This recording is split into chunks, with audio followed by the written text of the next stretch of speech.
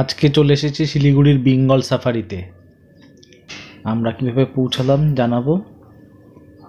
দেখতে পাচ্ছেন সকাল সকালেই আমি পৌঁছে গেছি, কারণ আমাদের বেঙ্গল সাফারিতে যে এলিফ্যান্ট রাইড যেটা হয় সেটা আমাদের করার খুবই ইচ্ছে ছিল।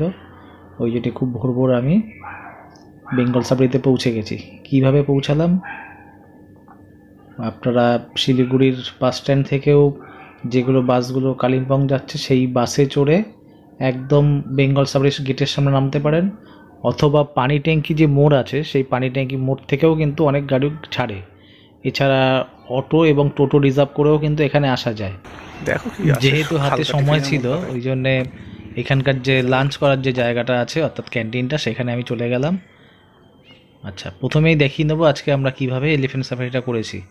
দূরে ওই যে দেখতে পাচ্ছেন মাহুদ ভাই, উনি সবথেকে বড় যে গজরাজ হাতিটি আছে ওকে নিয়ে আস্তে আস্তে আমাদের যেখান থেকে স্টার্টিং পয়েন্ট সেখানে চলে আসছেন।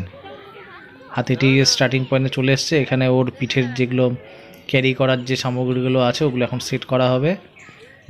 যেহেতু আমরা অনলাইনের টিকিটটা বুক করার চেষ্টা করেছিলাম, কোনো কারণবশত টাকাটা ঠিকমতো কাটেনি বলে বুক হয়নি, ওই জন্যই সকাল সকাল আসা। কিন্তু কাউন্টারে আমরা এসেই কিন্তু টিকিটটা পেয়ে গেছিলাম। সবাই বেশি লোক কিন্তু এখান থেকে একই দিনে বুক করতে পারে না।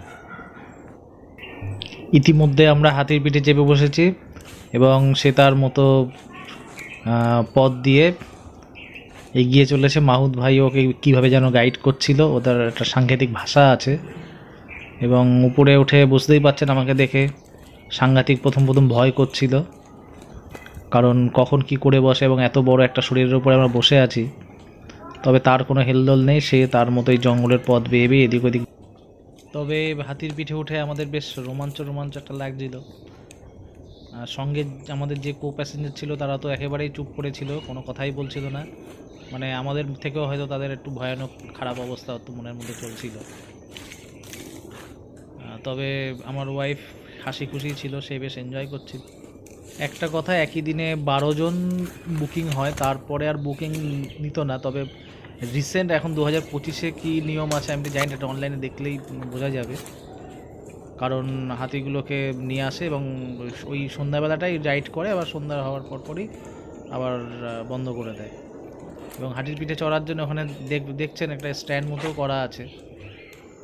বেশ কিছুক্ষণ চলতে চলতে আমার ভয়টা কেটে গেছিলো এবং দেখতেই পারবেন আমি এবার একটু কেতা মারার জন্য সানগ্লাসটা পরে নিলাম, কারণ কিছু সেলফিও নিচ্ছিলাম সাথে, যাতে পরবর্তীকালে ভিডিওটা সবাইকে দেখানোও যায় বা নিজেও দেখি যে কেমন লাগছিল। বেশ ভালোই লাগছিল, একটা অন্যরকম একটা অনুভূতি হাতির পিঠে চড়া, এবং জীবনে ফার্স্ট যেহেতু আরও রোমাঞ্চ অনুভূতি আমি পাচ্ছিলাম এখান থেকে।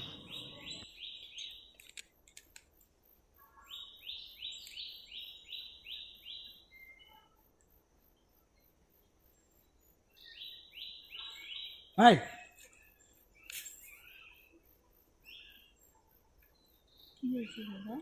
Toilet pergi toilet.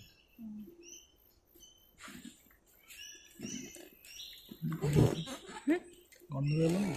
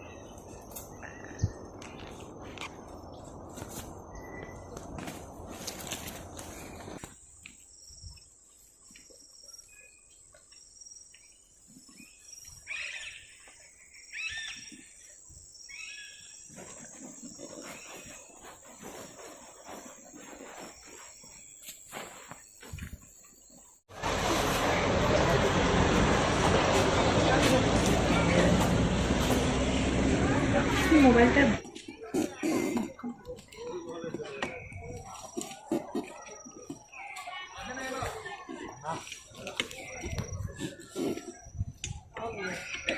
বাবাই খাবে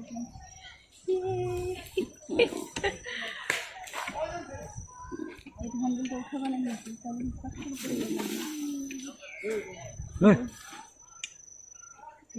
বারণ করছে এই হ্যান্ডেল রড উঠাবেন না বুঝেছেন দাদা এই তোমাকে বলতে দেবো